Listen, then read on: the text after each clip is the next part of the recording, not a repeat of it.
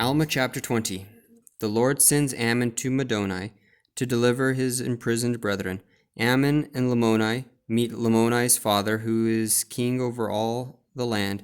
Ammon compels the old king to approve the release of his brethren. And it came to pass that when they had established a church in that land, that King Lamoni desired that Ammon should go with him to the land of Nephi, that he might show him unto his father. And the voice of the Lord came to Ammon, saying, Thou shalt not go up to the land of Nephi, for behold, the king will seek thy life, but thou shalt go to the land of Madoni. For behold, thy brother Aaron and Molokai and Amha are in prison. And now it came to pass that when Ammon had heard this, he said unto Lamoni, Behold, my brother and brethren are in prison at Madoni, and I go that I may deliver them. Now Lamoni said unto Ammon, I know in the strength of the Lord that thou canst do all things, but behold, I will go with thee to the land of Madoni, for the king of the land of Madoni, whose name is Antiomno, is a friend unto me. Therefore I go to the land of Madoni, that I may flatter the king of the land, and he will cast thy brethren out of prison.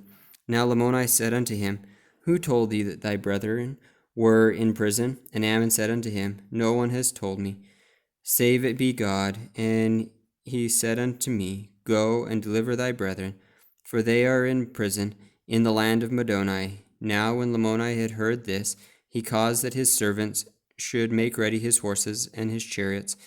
And he said unto Ammon, Come, I will go with thee down to the land of Madoni, and there I will plead with the king, that he will cast thy brethren out of prison.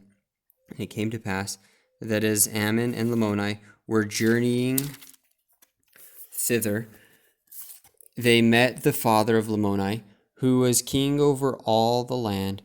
And behold, the father of Lamoni said unto him, Why did ye not come to the feast that on that great day, when I made a feast unto my sons and unto my people? And he also said, Whither art thou going with this Nephite, who is one of the children of a liar? And it came to pass that Lamoni rehearsed unto him whither he was going, for he feared to offend him. And he also told him all the cause of his tarrying in his own kingdom, that he did not go unto his father to the feast which he had prepared. And now when Lamoni had rehearsed unto him all these things, behold, to his astonishment his father was angry with him, and said, Lamoni, thou art going to deliver these Nephites, who are the sons of a liar. Behold, he robbed our fathers, and now his children are also come amongst us, that they may by their cunning and their lyings deceive us, that they again may rob us of our property. Now the father of Lamoni commanded him that he should slay Ammon with the sword, and he also commanded him that he should not go to the land of Madoni, but that he should return with him to the land of Ishmael. But Lamoni said unto him, I will not slay Ammon, neither will I return to the land of Ishmael, but I go to the land of Madoni, that I may release the brethren of Ammon, for I know that they are just men and holy prophets of the true God. Now when his father had heard these words, he was angry with him, and he drew his sword, that he might smite him to the earth.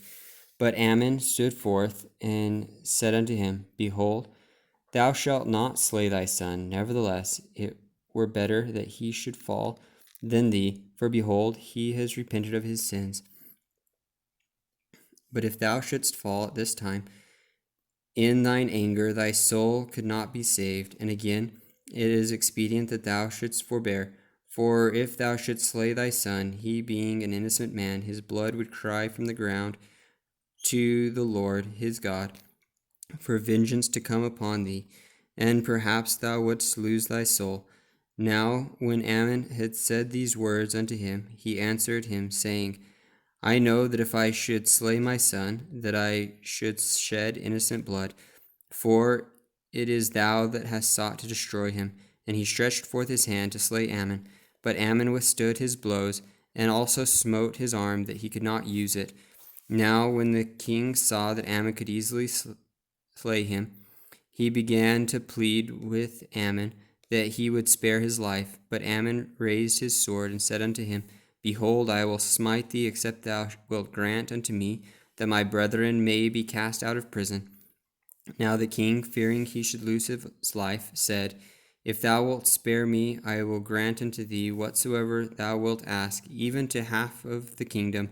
Now when Ammon saw that he had wrought upon the old king according to his desire, he said unto him, If thou wilt grant that my brethren may be cast out of prison, and also that Lamoni may retain his kingdom, and that he be not displeased with him, but grant that he may do according to his own desires in whatsoever thing he thinketh, then will I spare thee.